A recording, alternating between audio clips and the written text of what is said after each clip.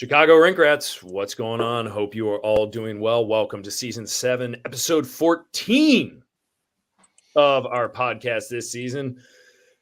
It is February 22nd, and the Blackhawks still stink, and they are in the bottom of the standings in the NHL. But Connor Bedard is back, ladies and gentlemen. He's been back for 4 games, and he looks absolutely terrific. We're going to get into that as well as a number of different things, but want to introduce the cats that you all know so well. We'll start with the gatekeeper, Jeff Osborn, who is celebrating. What day is today, Jeff Osborn? National Margarita Day. Right here, baby. That's it, Gate. Way to go. I'm partaking. Tell us about your decorum in the background as well. Oh, yeah. My new thanks to my lovely wife, my barnwood wall in my office with my guitars hanging up finally. I've only had them for about 20 years. And with no place to hang them up, so now I have some place to hang them up. Excellent. And, yeah. Well, it looks fab, man. Looks great, buddy. Thanks, and Eric Andrews, content editor of The Rink. How are you, my friend? What's going on? Super. Doing well. Today is also the 44th anniversary of the Miracle on Ice. Sure is. Yes. Happy 44 Miracle on Ice. So we got National Margarita Day. We got 44-year anniversary of the Miracle on Ice, as well as Alex Nylander on the Move Day, which we'll talk about in a little bit. Is that like Boxing Day? Does that happen every year? I don't know. Alex Nylander traded moments ago. There was an announcement about a half an hour ago. Former Blackhawk Alex Nylander traded from the Pittsburgh Penguins, along with a 6th-round pick. Yeah, you got to pay the freight. The often misunderstood and confused Columbus Blue Jackets organization in exchange for the depth forward, a name of which escapes me right now, but someone who may or may not be able to help Pittsburgh as they struggle to stay alive in the playoff race. Anyway, but that doesn't take away from the fact that we're very happy to see Sean Fitzgerald, who is on day 58. 53, I think 54. 53 hat day. What do you call it? Thing. Nobody cares. Sean. Right. Nobody cares. We're We're trying to make him feel as important as the rest of us. Come on. Right. Okay. Hat a day. I'm trying to do a day a different hat for 366 days because it's a leap year. Today's hat is a new era Brent Seabrook collection with a little plaid on the brim, and on the back it's got all 3 championship years. So Stop saying good, Sean. You sound like an ass. I don't think I said that. But Nice. Yes, Brennan. We do have margaritas. Pretty good stuff. Brennan, our boy from the Avalanche side of the rink.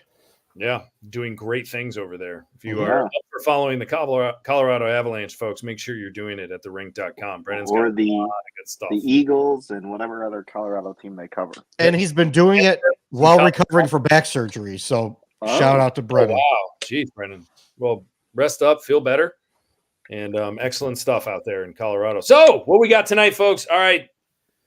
The Golden Child is back. Connor Bedard is back. We're all very thrilled. He's got that full fogger on. He's got the fishbowl going on to protect that jaw, which is good. He is back ahead of schedule. And to date, in the 4 games that he's been back, he's tallied 6 points, was off the score sheet last night, but arguably his best performance. I thought he was flying last night. Gate, original impressions on the return of our guy. I mean, he hit the ground running. Like he had a little bit of a slow first game, a little bit. He had 1 assist, he had 1 point or something. I think he had a slow first period. That was it. Yeah, maybe it was even a first period, and then he just hits the ground running with what he had 3 points or 2 points, 3 points the next game. Yeah, it's like he didn't even get hurt. It's great to see, you know. Yeah, no, I mean he looks fabulous, and Eric Andrews is. Chances that you think Bedard, at 39 points right now. What do we got? 26 games left, something like that.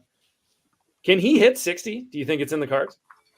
Yeah, I mean, if he keeps playing the way he has, I don't see why not. I mean, is it likely?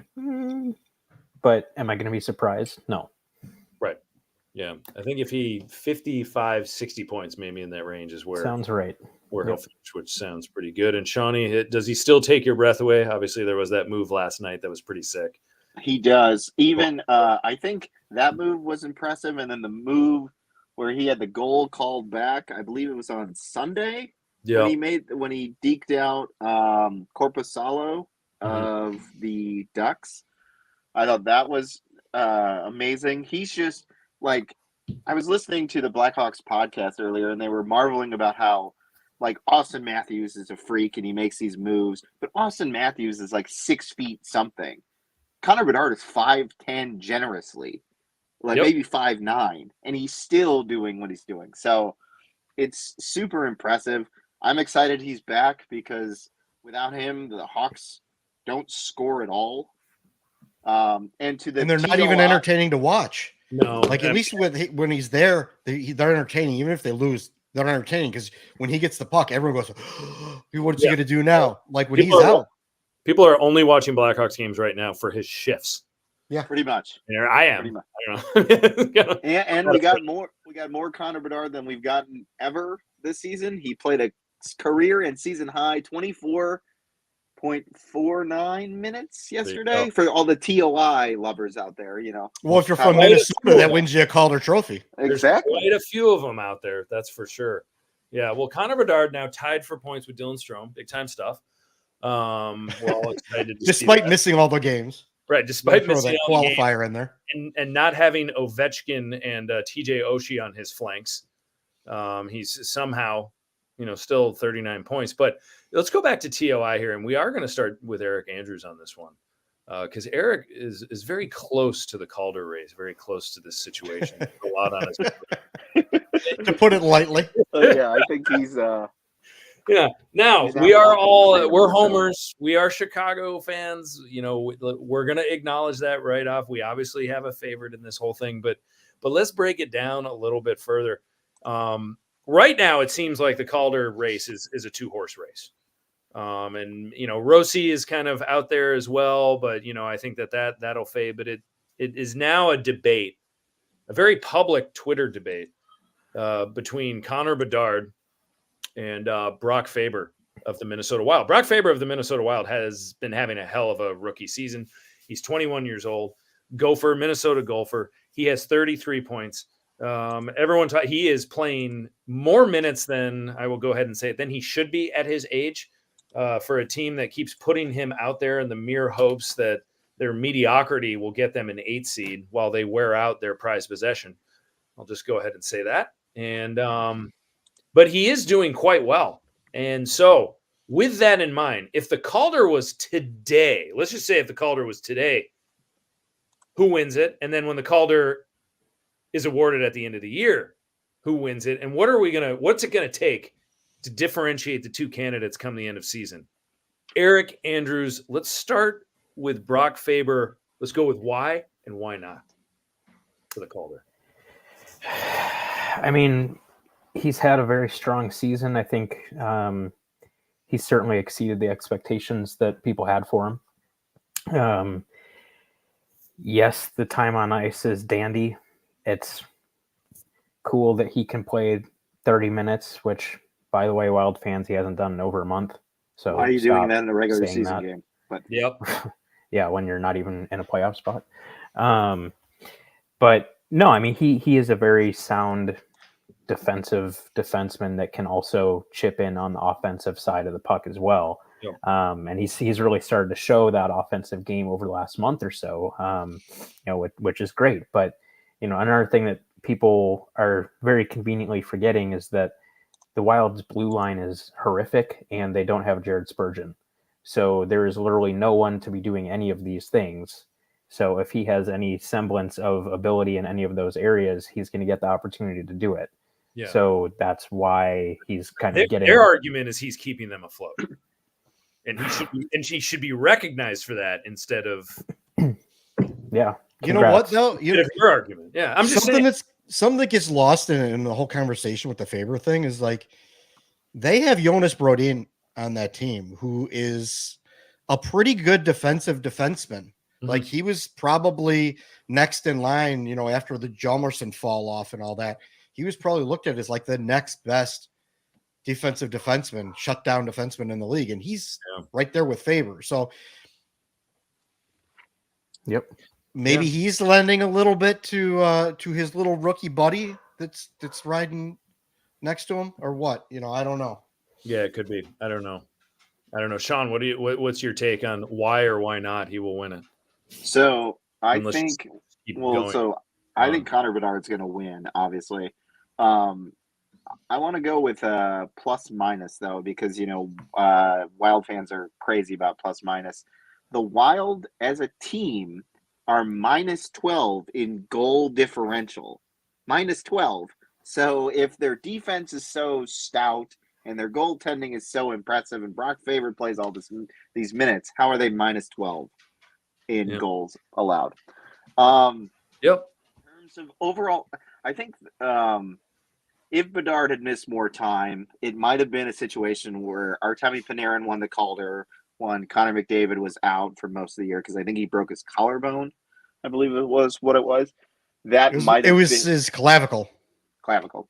Okay. Yeah, Connor McClavicle. Thank you. Connor McClavicle. There we go. Yeah. I will not say that 3 times fast.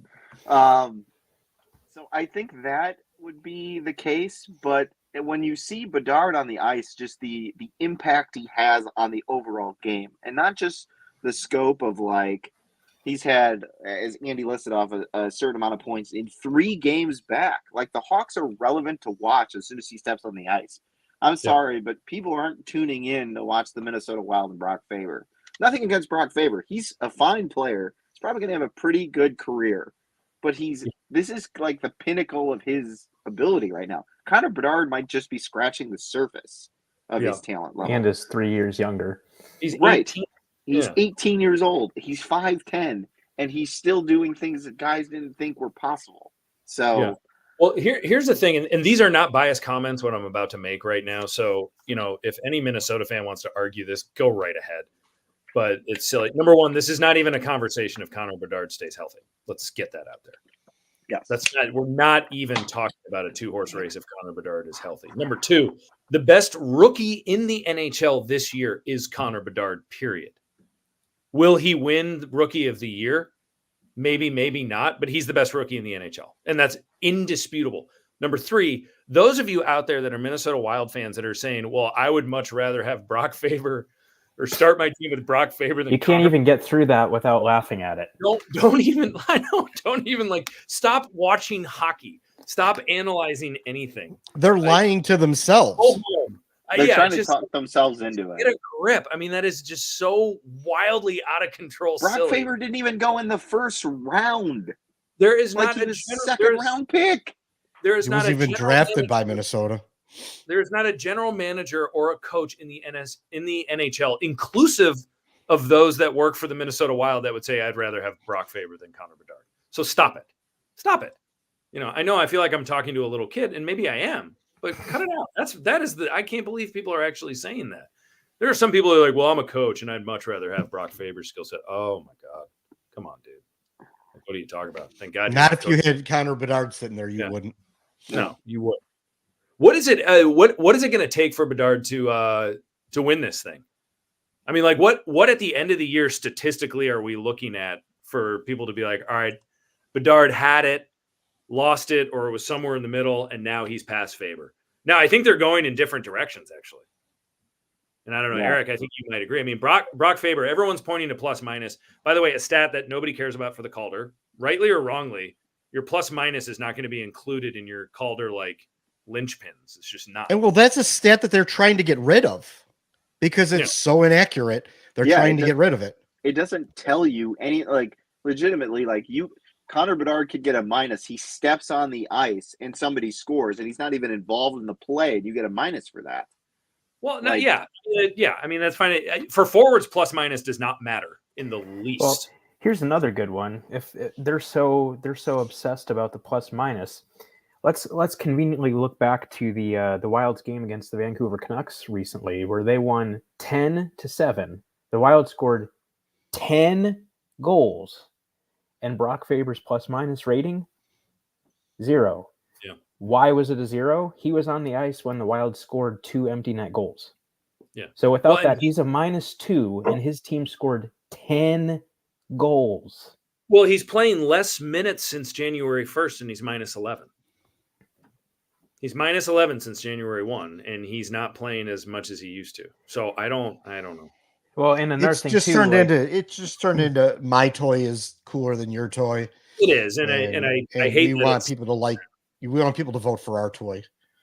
Here's another thing too. I mean, with the plus minus, with the plus minus, like let's say, if Bedard was like minus 50 or something, okay, maybe that's a different conversation. But the Blackhawks as a team are minus 81 so far this season. So on average, the average forward should be around minus 20. Yeah. Right? So it's not like he's minus 50 or minus 60 and he's legitimately horrific at defense and is a huge liability and all that. Like is he out there winning a Selke trophy? No, of course not. That's not what he's out there to do. But it's not like he's this huge liability either. I mean, he's fine defensively. He's average on this team defensively.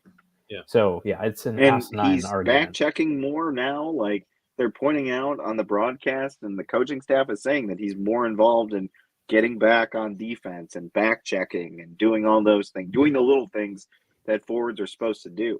So yeah, I mean, I don't. If he stays, I'm sorry, but if Connor Bedard stays healthy for the rest of the season, no debate.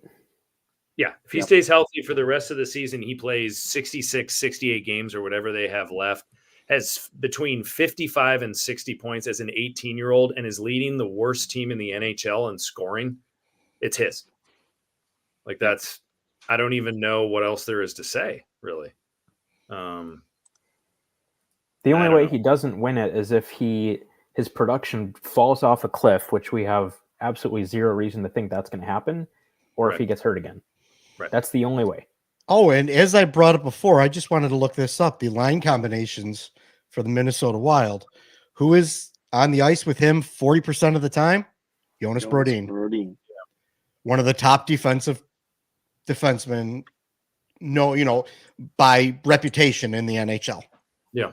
Go figure. Yeah. Bedard's playing with Foligno and Kurashev. Yeah, definitely not. And no one with reputations these guys are fourth line players. The defensemen that are on the ice when he's out there. Yeah. Chinsky, Jones. I mean, yeah, it's not a pretty thing. So anyway, I don't know. I don't. It's unfortunate we're resorting towards trying to find flaws in Brock Faber's game. That's what I hate about all this. Yeah, it makes you like a player you like because we like him. Yeah, Brock Faber's damn good. Yeah, yeah. I mean, Brock Faber's awesome. Like, would love to have him on the team. I mean, it's like, wow, like if the 21-year-old defenseman, like that. I mean, he'd be the best defenseman on the Blackhawks right now. Yeah. Maybe not the best prospect, but the best defenseman on the team. Would I give up Seth Orr for him? Absolutely. Oh, sure. 100%. Sure. But if you traded Connor Bedard and your return was Brock Faber, it'd be Connor Bedard, Brock Faber, and 4 first-round picks. Yeah. So this whole notion of it is apples and oranges to a big degree. It is. I think that's what's a big challenge about the Calder, particularly when there's a defenseman and a forward, is it is apples to oranges and finding that differentiation. I would also say too, like if the Wild were like a top 5 team in the league or something, then it might be a different conversation too. Like if he was keeping them afloat or whatever they want to say, and they were a top 5 team, then that's way more impressive than, we're battling to just hang on in, the wild card race. They're not even in a playoff spot. So, no, I mean, they're it's not like, they're the 10th team in the West. Yeah. Good chance they might not get in. I guess if I was Minnesota, I wouldn't be celebrating this as much. I'd have a lot of concerns about it almost. Well, the problem is that it's an organization that in their entire history has gotten out of the first round 3 times. Yeah. So they have nothing to measure anything to because it's just perpetual mediocrity. Yeah. So as soon as there's the faintest semblance of hope or positivity, they don't know what to do with it. Right. The other thing too is folks, the other argument, that you hear a lot about Brock Faber is he should be getting Norris votes. And I'm sorry, folks, again, to disappoint you, but that's just illogical. The Norris Trophy, rightly or wrongly, as we've said before, a lot of times doesn't go to the best defensive defenseman. It doesn't. No. And he is 21st in scoring amongst defensemen in the NHL, doesn't lead the NHL in minutes by a defenseman, and certainly not in plus minus either. So that's just not happening. It's a team that's in a bottom third of the league. in points percentage is like they're 21st. They're barely over NHL 500. If you factor in overtime losses as losses, they are under 500. Yeah, by 4 games. Like that's a team that's not competing at all whatsoever, and they tried to compete. The Hawks have not tried to compete. Everyone said that at the beginning of this year the Hawks are not going to be good. They may be worse than they were last year, and that's exactly what's happened. They're probably worse right now than they were last year at this point. Anyone who expected this team to be any better than it is was silly, and we told them that from day one. Minnesota was trying to compete. Yeah, they thought they were going to be able to come into this season and be able to compete for a playoff spot, and now they're not. Truthfully, I thought the Hawks would be a little bit better than this, but then you get so many injuries. Obviously, Corey Perry didn't work out. Taylor Hall gone for the season. We thought they'd be a little bit more competitive. Anthony CU out for most of the year. Like, Sean. I forgot about that guy. Yeah, he just started. He had 20 goals last year for them. So, and he just resumed skating. But yeah, like. They basically put together an NHL line to play with Bedard, and 2 out of the 3 guys on that line are gone. Well, the other hurt. All 3 of them: Anthony CU, Hall, and Perry are gone. Well, yeah, and let's move. Let's shift gears. Why don't we to the other one player who we all thought was going to chip in a lot more this year and make the Hawks a little bit better, and now he's no longer with the team and he's been moved down, and that's Lukas Reichel. We all. Well, I did. I mean, I thought, when he had 15 points in 23 games when he came up last year, I was expecting more than what is happening right now. I mean, it's all his line mates' fault, Andy. Didn't you know that? Like, it's just his line mates suck. That's why he's not any good. Is Hawk fandom? Sorry, Minnesota fans. I'm gonna take a breather from ragging on you right now. We're gonna go to some of the Hawk fans that seem to find ways to make excuses for Lukas Reichel. The bottom line is Lukas Reichel's been poor this year. And we're not the only ones that are saying it. Like, John Scott has said it multiple times on the Hawkcast, on the Blackhawks podcast. Like, he contributes nothing. Right. On the Blackhawks podcast today, they said the only reason he stayed up as long as he did is because of injuries. Like Beauvillier, Anthony CU, all those guys have been hurt. I don't even know if it was that more. I think it was they were trying to wish it into existence. Yeah, he was going to be good. I agree. They were hoping that somehow he would snap. I mean, Luke Richardson was even like, when they'd ask him about it, he'd be like, I don't know. Like, I don't even know what you do with this kid. So Lukas Reichel was sent to the AHL, the Blackhawks affiliate, the Rockford Ice Hogs, where he has logged a lot of minutes in previous years. That happened last week. Towards the end of last week, he's played 2 games for the Ice Hogs. He's got 1 assist, whatever. But Eric, what does this mean for his future? I mean, what on earth are the Blackhawks going to do with Lukas Reichel? Well, they have to hope that this opportunity allows him to reset his game, especially mentally, and that he can kind of refine that scoring touch and the confidence and the play driving ability. And because, I mean, obviously it just has not been there at all this season. And I know there's an interview with Nick Foligno, and he was talking about how, kind of the mindset that the team has with it is, hey, don't let this get you down. Everybody has, peaks and valleys in their development. It's not linear. Go down there, make the most of the opportunity, be a professional, and focus on the things that you can do better in order to get back to being the player that you are and that everybody knows you can be. So, I think that's what the hope has to be. I mean, maybe, and it's not even really about production necessarily in Rockford. It's more just, can he get back to playing his game effectively and consistently? Well, but what is his game? Well, yeah, Gate. That's the problem. Well, I don't know that. Well, that is the problem. I mean, Gate, what do you see as Lukas Reichel's role? With this, he was advertised. He was advertised as a middle 6, probably wing. Yeah, which is what I said all along. Is like, yeah, he could be a good middle 6 wing, but I was, there was so much pushback on that. No, he's going to be a center. He's going to be a top line wing or center. Yeah, probably he should be a center. But if you got Connor Bedard here, he might have to play second line center.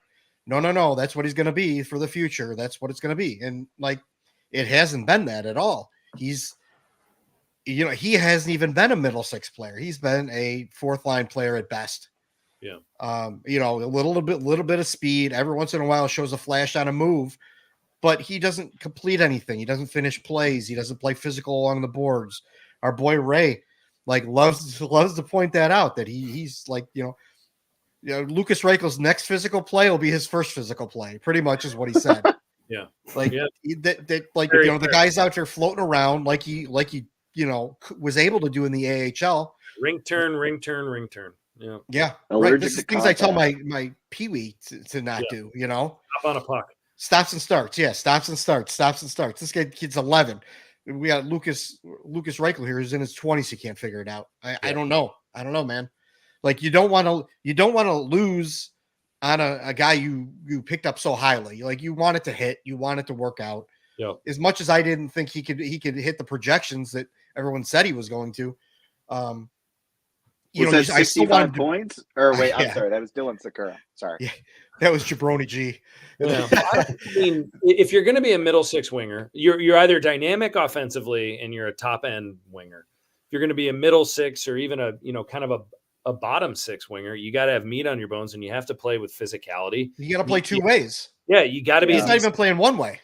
Yeah, and I mean, do you think there's any possibility that the Hawks try to move away from him this summer, or do you think it's just play out the last year of his contract? He's got one more year after this on his contract. He's an RFA after this season. Oh well, then I don't know. Then they could bring him back dirt cheap. Yeah, they'll bring him back for another year. They'll try to give him another shot. I mean, you could probably they might even give him a 1-year deal, or would you try to bridge him at 2? I don't know. Well, you could. I don't know that you want to get hung in there on a 2-year deal on him. Make him prove a deal. Qualify him. You could just qualify him, right? That's whatever. Yeah, it's not like they could take him to arbitration or anything. I don't think he's eligible for that. And even if he was, what is he going to fight? I came up and did nothing the entire year. Give me more money.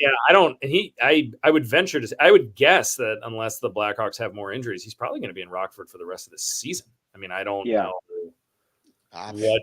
I don't know. He should be, but I don't know that that's going to happen. I think they might force him back to be like, okay, well, he's fixed. Maybe he scored 2 goals in a game on the weekend against some trashy AHL team, and they're going to want to bring him up again. I don't think so because it's all fixed. I don't think so because point production, yes, it matters, but he's not if he was driving the play up the ice, skating into the offensive zone and then making a great pass, and somebody just wasn't finishing, fine. But he's not even doing that. That's what driving the play is.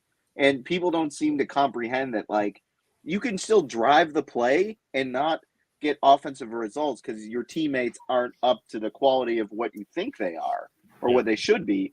But he's not even doing that. It's not like he's carrying the puck in and getting it deep and then making a great play and somebody's breaking his stick every time. There's nothing happening. And I think going down to Rockford, you really have to see him take over games in order for him before you even think of bringing him back, because scoring, he's proven we can score in the AHL. He's proven his game works in the AHL. If he wants it to work at the NHL level, he's got to be like Andy and Eric and everybody said. He's got to either be a dynamic forward because he doesn't have any of the other attributes to be anything else in the NHL. And if he's not, then he's just he's a 4A guy. He's a fringe guy that maybe eventually goes to play in the Czech league with Nicholas Beaudin and Michael Kempney. So he's Dylan Sakura. Yeah, well, that's the other thing. I mean, this is also this is a Stan Bowman acquisition, folks. And let's bring it up. Great in latter years. They were good ever. Well, Lukas Reichel, I think, wasn't projected to be I think he was supposed to be a second-round pick. Was his projection? Late first, early second. Late first, yeah, pretty early. But they took him at 15. Correct, Andy? Didn't you do? Andy did a piece on and at that. the time, the Blackhawks were scouting on video. They didn't. I don't even know how often they saw him. I mean, we learned later on that the scouting department was in complete disarray and tatters. Yeah, which obviously isn't great. And and as we just suggested, Stan Bowman's latter-day sins. This could be another. it's his Well, drafting over the Is years. that the title of your book, Stan Bowman's Latter-day Sins? Yes, but it's please buy for $19.99. exactly The Latter-day Sins. nothing about controversy and all about actual team management. Like, it's it's just well, but anyway. especially in that era too. I mean, he was just so like every pick was like this galaxy brain type of pick. I mean, they went off the board with Nolan Allen, who looks like a fine prospect, but not a first round kind of guy. No. They kind of go a little bit off the board reaching for Reichel when you had an obvious pick in Dawson Mercer, who went the next pick, who's been a solid NHL player for a few years already. I mean, Boquist, Bodan, it on and on and on and on and on. It was skill trumped everything else with those guys. Skill was, if a guy was highly skilled, no matter his size or the production, that's what the head scout and Stan Bowman were in love with, and they didn't listen to anybody else. They Mark just Kelly. took skill. Yeah, that 7th round pick in 2020, Creever. Louis, I'll say the one pick of that era that at least was a rational, you could see the thought process and say, I can't disagree with that, was Kirby Dach, but then they totally ruined him. Yeah, well, Comesso in the 2nd round. We're still hoping on that. Oh, hey, look about Henry Yokiharu. Yeah, Ethan Del Mastro was a 4th round pick. They might have found something there. We'll see. He's had a hell of a season. Past the first round, they've been fine. Yeah, but when you're missing on all your first round picks, it doesn't matter. Yeah, that's where Eric and I got into an argument with somebody. That's where like you find your upper echelon talent. Like, right. I think I went back. Obviously, Vegas, Jack Eichel was traded, but he was the number 2 overall pick. Tampa Bay, Stamkos was the number 1 overall pick. Kucherov was in the 2nd round. Like Kanan Tays. Nathan McKinnon was the 1st overall pick. Sidney Crosby. Like all the great teams have that top echelon guy who they took in the 1st round, or and usually the top 3 in the draft. That's why Pittsburgh has been able to hang around for so long. Mm-hmm. They just had generational players, but they got them in the 1st round. They didn't find them in the 7th round. It's rare that you find guys in the 7th round and that are undrafted to propel your franchise. I'll give it to him for some of his 2nd round picks, not Ian Mitchell. But Chad Kreis. Yeah. Well, DeBrincat, 2nd round pick. Alex Vlasic, as you all know him now, at 43 overall is gold. I mean, you make enough picks sooner or later, you're going to find something. Right. You're going to. But I also think too, it's like DeBrincat worked his ass off. Like, sure. Like you can pick guys in the 2nd round that like Alex DeBrincat's undersized. Alex Vlasic, Andy, you said he wasn't like built physically enough, and those guys worked their asses off and made themselves better players. It wasn't Vlasic, maybe more so was he worked his ass off, and he also had a development plan. DeBrincat, there was no development plan. The Bowman era had no development plan. He literally just worked his ass off and made himself a better player. Well, so I think that's also plays into it too. You've got to have some sort of structure to how you want your prospects to develop, and understand Bowman didn't have anything. One thing too with that, with talking about some of these 2nd round picks that have hit, you're talking about DeBrincat, Brandon Saad, even Vlasic. Those were all guys that were just on a talent basis were guys expected to go in the 1st round, but there were parts of their game that caused them to fall. So picking those guys in the 2nd round, that's a no-brainer. That doesn't take any talent as a GM or anything. It's just, hey, this guy's sitting here for us. We'd be stupid not to take him. Yeah, I mean, what the talent or what the actual skill in that would have been was if they liked Brandon Saad and they moved up in the draft. Now, looking back in hindsight, you would have been like, well, you could have got him in the 2nd round. But you didn't know that when you were picking originally. You should have picked him in the 1st round. If you liked him as much as you said you did, you should have probably picked him in the 1st round. Mm-hmm. And they didn't. And it passed through the entire league, sometimes more than once, before they got to those guys. So again, like Eric pointed out, it didn't take any skill to do that. These guys fell in their lap, and they're like, well, we got no one else. Let's try this Saad guy. Let's try this DeBrincat guy that nobody else picked. So it's more of a faux pas because the rest of the league just passed them all up. It's not like they moved up because they saw a guy they wanted and, went and got him. That's not what happened at all. No. So I don't know. I mean, the jury is officially out on Lukas Reichel and his career in Chicago, I think at this point. I mean, I don't know. It'll be I'm still suck. sticking with his line mate suck. I mean, it would suck if he doesn't work out because that's one more piece that was supposed to be part of the rebuild that now you're going to have to now figure out how to replace. Right. And there will be others. I mean, they're stockpiling picks right now. There's so many guys that are having, like Nick Lardis is having this unbelievable season. Lardis. Yep. Yeah. But there's plenty. Oliver Moore. Sam Rinzel. Frank Nazar. We don't know if any of these are going to pan out or not, but we're hopeful. But, like we talked about in November, hey, some people just don't work out. Just doesn't. Especially at that stage in the draft. One thing before we go on to, some other things, maybe we could talk some trade rumblings. We also want to talk about the NHL draft, but I want to bring up Philipp Kurashev real quick. Philipp Kurashev, who will always be in the United Center. Nuclear bomb. Kurashev will be there. I was just thinking about that the other day. I watched him make a play, and he basically just turned the puck over, just handed it over to the other team. And I'm like, why is this guy getting I still don't understand why this guy is still hanging around. Well, I don't know. I mean, but he's playing with a ton of confidence right now. Oh, yeah. Because it seems like he's got a job forever. He's like Garth Snow. Right. Yeah. I mean, like they signed him to a 30-year contract and he's just going to hang around forever. Circumventing the salary cap already. Yeah, but he also, I mean, his line mate has been Connor Bedard, which obviously brings out the best in anybody. But Kurashev's had a really good season. And I don't, Ben Pope, my buddy Ben Pope of the Chicago Sun-Times recently wrote an article suggesting is this a match, Kurashev and Bedard? Now, keep in mind, folks, this is the same journalist that indicated that Wyatt Kaiser might be the second coming of Christ right around September. I didn't know Christ could play defense, but no, he couldn't. Turns out. Turns out he couldn't. Whoa, hey. Yeah. So anyway, like I said, a lot of people, Ben Pope included, had mentioned that Wyatt Kaiser. Oh my gosh, look at this prospect! He's so amazing. So now the talk is Philipp Kurashev, and is he going to be long-term line mate of Connor Bedard? Eric, yes, no. I mean, the chemistry has been great to see. I mean, it truly has been fun watching these guys play together and create offense and create chances and stuff. But I would say the odds are not great that that's going to be a long-term solution.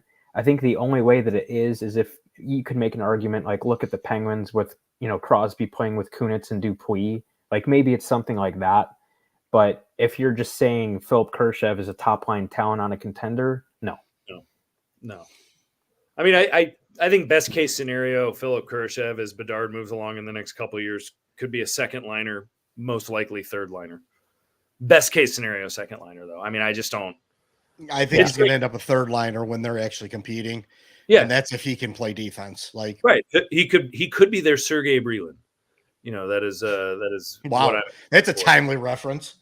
Great reference. Sergei Brylin. I mean, he was that guy on the Devils that was on like every single one of their cup teams. Everyone's like, that guy Brylin is still here. He's kind of hanging around, third, fourth line guy, just there. But anyway, I don't know. But Kurashev, he's looked really good. He's been very complimentary. No one saw him playing with Bedard this year. It was all about Taylor Hall. And after Taylor Hall fell down on his own a few times and then ended up getting hurt, very unfortunate. And it isn't once. Yeah. Very unfortunate that he got hurt, but I think Kurashev I think it certainly helped his game having Bedard there, and it'll be good to have him around a little bit longer. So yeah, he's a third line guy, and he'll play there until they get somebody better, and then they move him down. And if somebody struggles or Bedard at some point struggles, you put Kurashev back up there for a little bit till they get their mojo going, and then he goes back to where he belongs. Everything that's happening with Kurashev is a positive. There's no negative to it. 100%. Yeah, it's just don't get your hopes up for anything huge. No, obviously, no. You don't that's what turn we're him trying to say. Yeah, the Blackhawks Twitter hype machine needs to like pump the brakes, or they're so hungry for that next best thing. The Dylan Secura, the Ian Mitchell, the Wyatt Kaiser. They're still on the prospect. Like, we're going to feed you a bunch of BS about how like Ian Mitchell is ready for the NHL, and he can't even stay in the NHL. Like, they're still buying all that. So any guy that shows any semblance of NHL talent, he's the greatest thing ever. He's Martin St. Louis or Wayne Gretzky. Who will be Martin St. Pierre, for that matter. You heard it here first, folks. Philipp Kurashev equal to Wayne Gretzky. I say Martin St. Pierre. Martin St. Pierre. Creever. Well, on to the next best thing. Louis Creever? Well, if Blackhawks fans, if you're looking for the next best thing, while your team is in the cellar and currently have the best odds to land the number 1 overall draft pick, which I'm convinced the NHL will not let happen, and there's a part of me that feels like rightly so. Macklin Celebrini. What do we know about Macklin? So Macklin Celebrini, he's a freshman at Boston University. He's 17 years old, playing in the Hockey East right now, and he has 43 points in 28 games playing for the BU Terriers. A lot of people think that he's a Hobie Baker candidate. For those of you that don't follow college hockey as closely as I do, that is the Heisman Trophy of college hockey. Macklin Celebrini will go number 1 overall. Now, last year at this time, we were so in tankathon mode, and we watched the World Junior Tournament, and we watched Connor Bedard, and we were going, oh my gosh, pretty please, pretty please. And for those of you that pray and God's listening, and you prayed for Connor Bedard to come to Chicago, it happened. As of today, the Hawks have the best odds of winning the NHL lottery again. If it happens, Macklin Celebrini is coming to Chicago. Eric Andrews, Macklin Celebrini is awesome. Is he a generational talent? No. Cool. Good talk. He's a good player. I would say for first overall pick, he's probably above average. Is he generational? No. Yeah. But he'll be a very good player. Patrick? Yeah. I mean, he is definitely the consensus number 1. I mean, if the Hawks have number 1, do it, right? I mean, is that even a debate? No. All right. Cool. Gate. Not wasting any time here, guys. He's got a hot date. He's got out of here on the stove. He's got something on the stove. He's got noodles are boiling. Gate, question for you, and I've already lost it. I've forgotten what it is for that matter. Oh well, it was about Macklin Celebrini. No, it's fine. I was going to ask you to embellish a little bit or elaborate. I mean, who knows? Maybe if the Blackhawks don't think that they need like Celebrini or whatever, they move down or something like that, and pick up a player that's further along in their curve, and pick up something else on top of that. You never know. I mean, that happens so infrequently, though. Yeah, it does. It does. In the NFL, but I don't know. Well, I guess my my question for you, Gate, and I had it and I lost it again. Now I got it. I got it. Is there any snowball's chance in hell that the NHL is going to let the Blackhawks pick first for the second year in a row after so many people feel that it was unjust that the third to last Chicago Blackhawks were able to get the number 1 pick and land Connor Bedard? Well, I mean, it happened in Edmonton, but that's true. Yeah, they picked first, 3 years in a row or something? Yeah. I mean, if you're Gary Bettman, do you go in? You go, okay, guys, let the ping pong balls go wherever they want. But if it's Chicago, get it out of there. Just don't do this again. Yeah, I'm not gonna. At this point in time, I can't be so optimistic that the ping pong balls are gonna fall the Hawks' way 2 years in a row. For me, I can't see it happening again. Like, it's just the chances that that's gonna happen is so small. Yeah. So it's like. And not so small, but I'm just saying it happening 2 years in a row. Like, so I'm thinking top 5. Thinking they're going to get a 2 or a 3, which is fine. 2, second, third overall. If you finish dead last, is it guaranteed you're in the top 3, or am I making that up? Yep. Yeah, you're guaranteed in the top 3. Thank you for clearing. You can't fall any more than 2 spots, I believe it is. More. Okay. Correct. So if the Hawks finish last, which they're on pace to do, now Bedard could steal a few games and. I don't think it's going to be even close. Yeah. Well, I guess the Sharks are only 2 points ahead. Yeah. It's the Hawks and the Sharks. That's it. Yeah. Okay. So let's assume the Hawks are going to pick in the top 5. We know that much. So Macklin, Celebrini aside, I know who I want if they're picking in the top 5. There's a defenseman that will go somewhere between 2 and 5. Scott Powers wrote an article on him. Eric, tell us about Levshunov.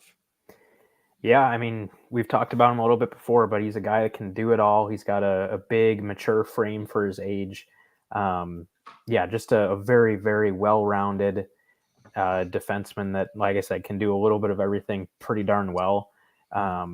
Bonus, he's a right-handed defenseman. Blackhawks could definitely use that. I'm right there with you that if they are not picking first, he's the guy I want, whether it's second, third, wherever. I would have a very difficult time seeing him slip past third, but there's a few other guys kind of in that conversation. So, maybe he slips as low as 4, maybe 5, but I think it's safe to say the Hawks will be picking in the top 4. So wherever they're picking, not first, if Levshunov's on the board, that's the guy that you go with. Yeah. This is Artem Levshunov, folks, currently a freshman at Michigan State. 28 points in 30 games, can do it all. I mean, he's that everything type kid, 18 years old, 6'2", 208. I mean, when you're 18, that is a big dude. I mean, that is a very, you're not like 6'2", 180 or 185 and slender and, he'll grow into his body. I mean, this guy's ready. Kind of if you're looking for a comparison, which is so dangerous. Now, I'm not saying he's going to turn out to be this guy, but stylistically a Shea Weber-ish type vibe. Now, he'll probably go back to Michigan State for another year. In fact, which makes a lot of sense. So he'll at least play 2 years at Michigan State before. Yeah, let's not give him the Kevin Korchinski treatment. No. And he won't. He's got no reason to. He should go back. He's not in the CHL, and I still think college hockey will be good for him. But Gate, you heard Eric mention right-handed D. That's something in the Blackhawks wheelhouse right now that needs attention. Would you not agree? Yeah, I mean, top end D. Yeah, sure. I mean, they got Seth Korchinski. Yeah. Well, right-handed, you've got Seth Orr and Connor Murphy, who, I mean, they're just honestly they're just guys. Powers makes reference that Rinzel is a right-handed defenseman, but Levshunov would be a more of a certainty than Sam Rinzel would be at this point. Well, Rinzel might not even end up being a top 2 pairing. I mean, no, he's probably a second pairing guy. And then the only other right-handed is Del Mastro right-handed or left-handed? He's a lefty. Yeah, see, there you go. So right-handed D is of significant need. Nolan Allen. What's Nolan Allen? Left. He's lefty as well, isn't he? Yep, he's left. Yeah. Rinzel's the only right-handed guy they have with any potential. Right. What is that that other guy from Denver, that defenseman? Zev William. He's a lefty. He can play the offside, but he's left-handed. Yeah, but he'll go somewhere in between like 7 to 13-ish. Yeah. So he won't be there to pick in any way, shape, or form. I mean, defensemen are always gold. Like, if you get one that looks good, and you could trade him. You don't for let something. him go. You don't trade him for something. I know I always made that reference when they drafted 4 defensemen in 3 years in the first 2 rounds. Like that they had and then when they drafted Kirby Dach, I was like, they need a forward. They need some kind of dynamic forward in this system somewhere. And everyone was all upset because they didn't pick Bo Byram. But what's Bo Byram turned into? I mean, he's okay, sure.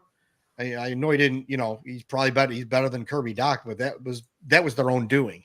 Kirby Dach could have been a fine, 3rd overall pick that could have been part of their start of their rebuild if they didn't screw around with him like they did. And they screwed it up. Poor kid. And Kirby Dach, I think, said recently in an interview with somebody while he was hurt that he had only played, like he was like the top forward on his junior team and stuff like that. And the Blackhawks had him playing 3rd line shutdown defense. They had him. They had him at 18 or 19, playing every role possible. And he's like, I've never played that before in my life. No. He's on the penalty kill. He had no idea what he was doing. It wasn't his fault. It was just a disaster. Swinging back to, I think the Blackhawks could get the first overall pick again because the Blackhawks drive ratings and like they drive ratings. That's why they're getting the Winter Classic at Wrigley Field. They have Connor Bedard. If they happen to get the first overall pick again, I don't think Gary Bettman pulls the ping pong ball. I think they get it, and because the buzz is going to be around the Blackhawks even more so. Like them or hate them, people are going to be tuning in to watch them. The league makes more money when the Blackhawks are good. Oh, they do. They do. And Andy said it in text chats, and everybody said it. Like, the league needs Connor Bedard to be good because they're stagnating. And now that he's the next big thing and the Blackhawks are on this upward swing in terms of their momentum with draft picks and stuff like that, if they give him another one, it's just better for the league. So I think, conspiracy theory, they might get it again. Or they definitely won't fall past 2. I mean, I wouldn't say no. I mean, I don't. And do you really want to be sending people out to San Jose? No. Like, is San Jose going to bring the league a whole bunch of revenue? Phoenix with Matt will. Celebrini? No. Arizona will. I was just there this weekend. They will not. Yeah, Arizona. Yeah. There was a game Mullet going Arena. on. I drove past Mullet Arena. There was a game going on against the Edmonton Oilers, and it looked the streets around it were empty. There was nobody walking around. Could you imagine if Connor Bedard was out there right now? Yeah. Oh. Like afterwards, I saw people like wearing Oilers jerseys and stuff walking around. Yeah. But like, if you're around like the United Center or whatever, like even if the game's going on in the middle of the game, middle of second period, there's gonna be people walking around with jerseys on and stuff. There's none of that going on in Phoenix. No, I don't know. So no, I agree with that. I mean, when big market cities are good, it's better for the league. Period. I mean, I don't. Yeah. The way that it works, money talks. So yeah, certainly, maybe there is a. Hey, you want revenue sharing? Yeah. Hope that the Blackhawks get good. Don't complain about it. Right. That's why they're on TNT. That's why they were on TNT last night. Even though they're a terrible team, they've lost 10 of 11, and they were on TNT the first game last night.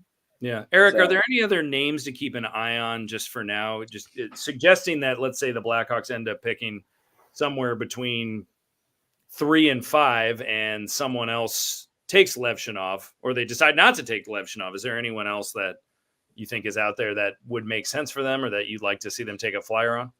Yeah, so to me, there's 2 other guys. I would say that this is kind of like a consensus top 4 with Celebrini, but yeah, I would have Celebrini and Levshinov 1, 2. But the other 2 guys that I would be interested in, one would be Caden Lidstrom, who's a 6'4", 216-pound forward playing in the WHL. He's pretty raw right now, but he's made huge strides this season and has really surprised people with his production and just his overall game. So that's a guy. Concerns about his shoulder injury at all, or is that just kind of it'll heal and move on?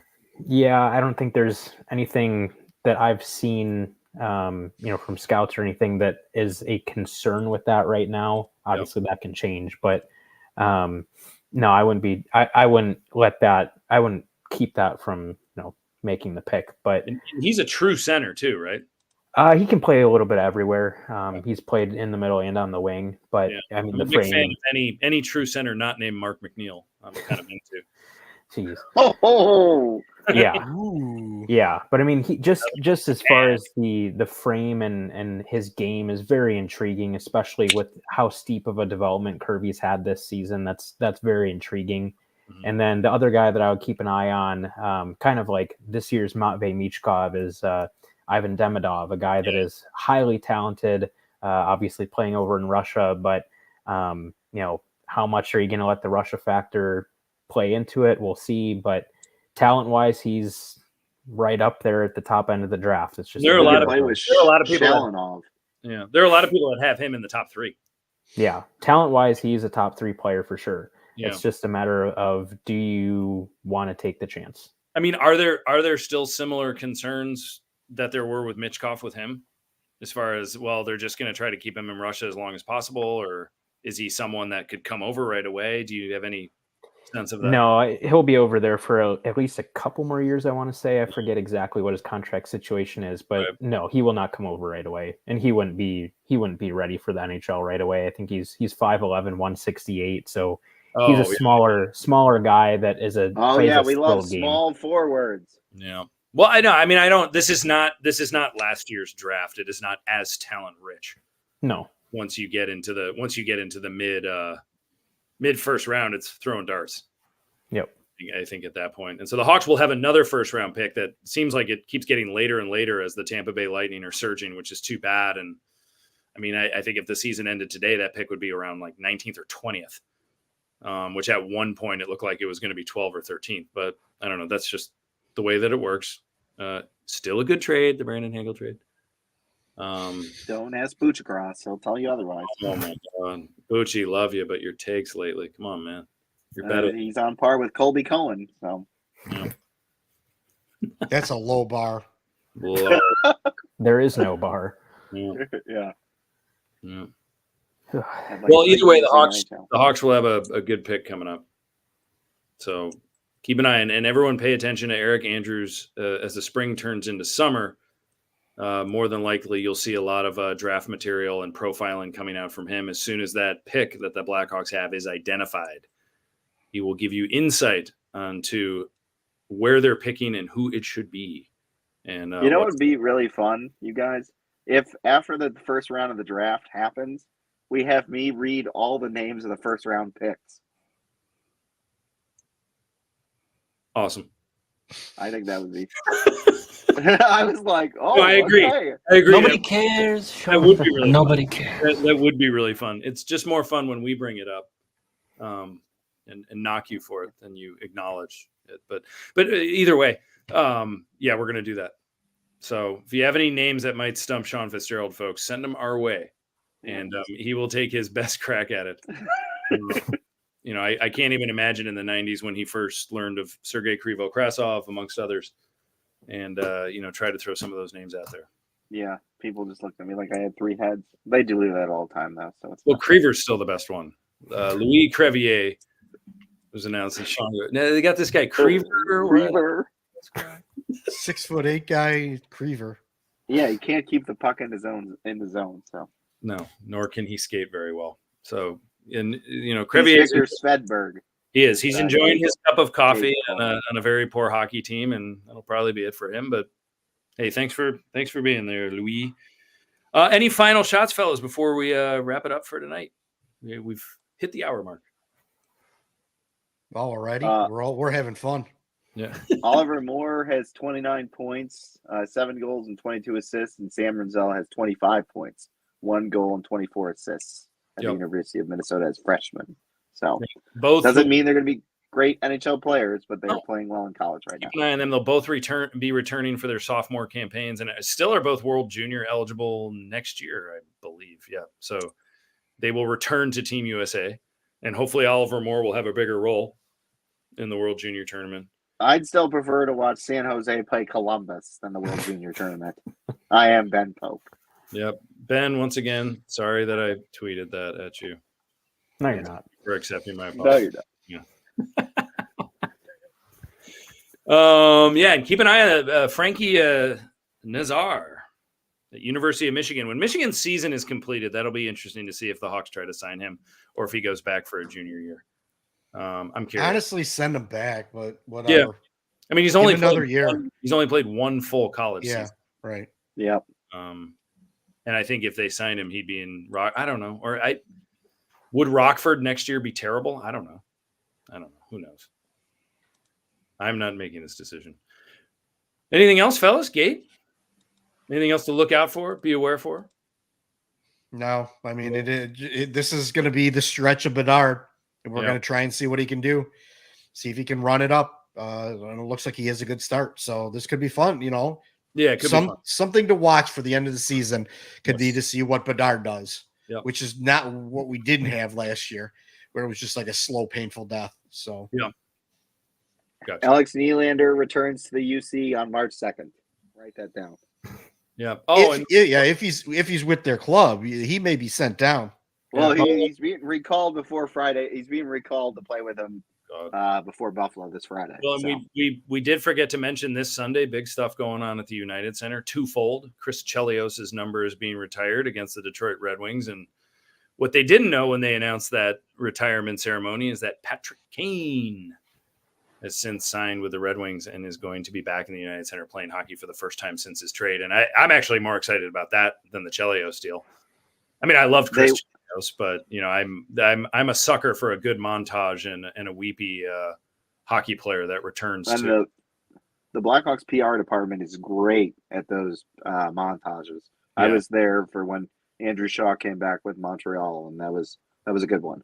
Yeah, this one, it can't lose. It'll be. What are they doing? I saw something that they announced. They're doing the jersey stuff a little bit earlier. 3:00. They're doing it 3:00. They're doing it before warmups, right? Yep. Then they're having the team warm up and then come out and play, which actually makes sense so that the teams don't need to warm up and then sit there like they used to and go through all the motions and then drop the puck. So the Kane montage will probably happen right before the national anthem, I would assume. No, so what they said on the Blackhawks podcast today is that the first stoppage, they're going to do the montage, and NBC Sportsnet Chicago will not go to commercial. So they'll show the montage. It better not. So the first stoppage of play, they'll show the Kane montage on the big board. Okay. Yep. Ooh, that's going to be really good. So all right. Who wants action? Who wants odds? Does Kane shed tears? I'm saying yes. I'm saying yes. Gate? Yes. Cool. Eric? Yep. Okay. We concur. Kane cries on Will Sunday. Michael Jordan be smoking a cigar? Yes. Yeah. The United Center is a non-smoking facility. Just saying. Awesome. Yeah, but that is He was smoking during the Stanley Cup Finals for 1 year, and the United Center is all right. not. And I mean, that is the building that Jordan built. You know. Yeah. If you have a statue of yourself in a building, I mean, yeah, you can have. Didn't go to the Bulls like Ring of Honor thing, but he's going to Chris Chelios' jersey retiring. Is he really? So that's what. Yeah, he's friends with Chelios. Yeah. I'm sure Eddie's going to be there, right? Eddie Vedder will be there. Will be there. Wayne Gretzky's supposed to be there. Like Holly will be there. I'm sure Brett Hull will be there. Yeah. This could be the most celebrities at the UC, and like it could look like an NBA All-Star game with the amount of people that are in the stands. So. Oh wow, what fun! Yeah. Yeah. Afternoon game. Be tuning in. You know, Sean, I have to say as we depart here that Gate might have your hat beat tonight. Yeah, that's a good one. I like that one. Actually, honestly, this is not a Blackhawks hat. Oh, it's Chicago Hawks. Yeah, it's Chicago Hawks Youth Hockey Club. Yep. Supporting my boys. Yep. Used to play out of View. Well, if you find one that's lying around and you don't need, I know a guy who likes hats, so I could probably get you one. I know the guy who runs the pro shop there. Yeah. I could probably get you one. But yeah, cool. I'm in. Awesome. All right, fellas. Well, good stuff tonight. Go Hawks, go Bedard. Friday night they play the Winnipeg Jets. Tomorrow night at home, and tough opponent. Jets look good, but let's hope CB is on that score sheet early and often. It'd be good to have another multi-point game from the kid to keep things interesting in that Calder race, which is kind of what you should be paying attention to right now if you're looking for Hawks hockey. So thank you all. Have a great night. On behalf of my buddies, Sean, Eric, and Jeff, I'm Andy Campbell. Go Hawks. Have a great night, folks.